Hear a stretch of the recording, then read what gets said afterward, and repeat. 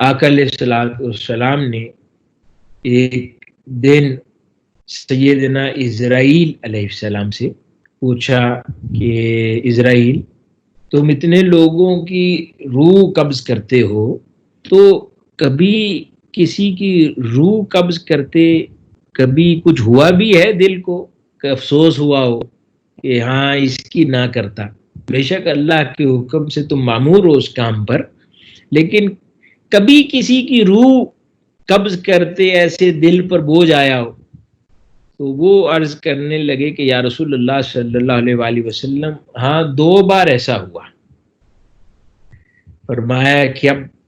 کہا ایک بار ایک شپ تھا، اس کے اندر بہت بڑے تعداد جا رہی تھی، تو مجھے حکم ہوا کہ اس پورے شپ پہ جتنے سوار ہیں ان ساروں کی روح قبض کر لو، اور اس شپ کے اوپر بے شمار لوگ تھے، تو 7 پیرنٹس تھے، ایک جن کا ایک بچہ تھا جو وہیں پر پیدا ہوا تھا اور 1 دن کا تھا۔ مجھے کہا گیا کہ یہ سارا شپ بشمول اس 1 دن کے بچے کے پیرنٹس کو ڈبو دو، اور اس 1 دن کے بچے کو اٹھا کر بھوک پیاس اور بغیر کسی سہارے کے فلاں جگہ پر سر راہ رکھ دو۔ تو اللہ کا حکم تھا، وہ عرض کرنے لگے میں نے بجا لایا، لیکن مجھے ایک خیال ہوا کہ 1 دن کے اس بچے نے کہاں سروائیو کرنا ہے، نہ اس کو کوئی دودھ پلانے والا نہ کھلانے والا، تو اس کو بھی اللہ پاک نے کیوں نہیں اس شپ کے اندر ڈبو دیا ساتھ ہی، جب اس کے پیرنٹس کو بھی ڈبو رہا ہے اور سارے جہان۔ تو خیر وہ عرض کرنے لگے کہ میں نے اس کو رکھ دیا بچے کو۔ پھر فرمایا دوسری بار کب افسوس ہوا؟ کہنے لگا دوسری بار افسوس یہ ہوا کہ ایک بہت طاقتور بادشاہ تھا، شداد نام تھا اس کا، وہ اتنا طاقتور اللہ پاک نے اس کو بادشاہ بنایا کہ وہ تکبر کا پیکر بن گیا، اور اس نے خدائی کا دعویٰ کر دیا، یعنی اس کو دنیا میں اتنی طاقت دے دی اللہ پاک نے اس بادشاہ شداد کو کہ وہ طاقت کا وہ اس نشے میں خدائی کا دعویٰ کر دیا اس نے، اور نہ صرف خدائی کا دعویٰ کیا بلکہ وہ جتنا طویل عرصہ کئی دہائیوں پر مشتمل وہ بادشاہ رہا، تو اس بادشاہت کے زمانے میں کیونکہ اس نے خدائی کا دعویٰ کیا تھا تو اس نے اپنی جنت بنوائی۔ آپ نے اکثر کلاموں میں سنا ہوگا شداد کی جنت، تو اس نے اپنی جنت بنوائی، اور پھر وہ کہتا تھا کہ میں جس کو چاہوں اپنی جنت میں داخل کروں، جسے چاہوں قتل کروں، جسے چاہوں زندگی دوں۔ تو وہ اتنا طاقتور ہو گیا تھا کہ اس نے خدائی کا دعویٰ کیا اور اپنی جنت بنوائی۔ بہت طاقتور آدمی تھا، بے شمار افواج اور خزانے تھے اس کے پاس۔ جب وہ پوری جنت بنوا چکا تو پہلے دن اپنی جنت خود دیکھنے جا رہا تھا،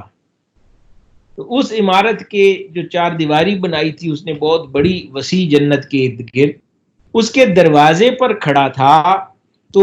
اس دروازے پر ایک درخت لگا تھا، درخت پر ایک چھوٹی سی چڑیا بیٹھی تھی، اس کے پنجے سے ایک چھوٹا سا کنکر گرا، وہ کنکر اس کے سر پر لگا اور اس چھوٹے سے کنکر سے اللہ پاک نے اسے موت دے دی۔ ابھی وہ اپنی جنت بھی نہ دیکھ پایا تھا۔ فرمانے لگے، عرض کرنے لگے کہ تھا تو وہ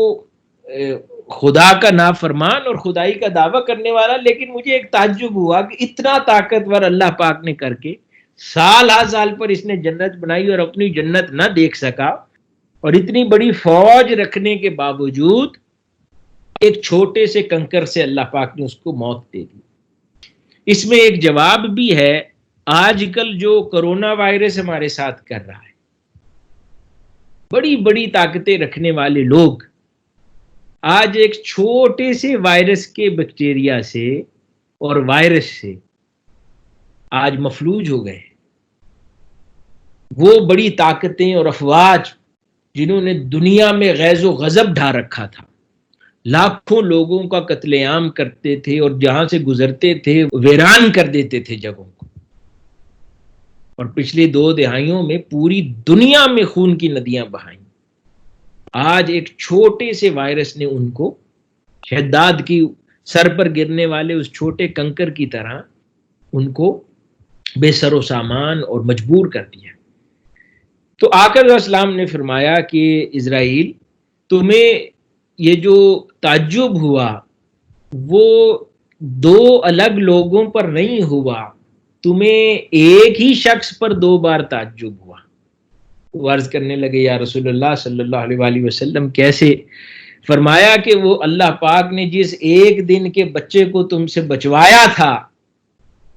اسی کو دنیا کا سب سے طاقتور شخص بنوا کر اسے خدائی کا دعویٰ کروا دیا۔ یعنی کہ نہ صرف بچایا، یعنی اللہ پاک کی یہ شان ہے کہ وہ اس ایک دن کا بچہ کہ جس کو کوئی سامان نہیں تھا بچنے کا، اس کو دنیا کا سب سے طاقتور شخص بنا دیا، اور وہ خدا کی اس مدد کو بھول کر وہ خدائی کا خود دعویٰ کر بیٹھا، اور اس کے برعکس جب اس کو اتنا طاقتور کر دیا اس کو چڑیا کے پاؤں سے گرنے والے ایک کنکر سے موت دے دی۔ تو تصور کیا سمجھ آیا کہ ہر شے کا مالک خود خدا ہی ہے، چاہے تو ایک دن کے بچے کو دنیا کا سب سے طاقتور شخص بے سہارا بچے کو بنا دے، اور چاہے تو سب سے طاقتور کو ایک کنکر سے موت دے دے۔ یہ پیغام وہ ہر بار ہمیشہ ہمیں دیتا رہتا ہے۔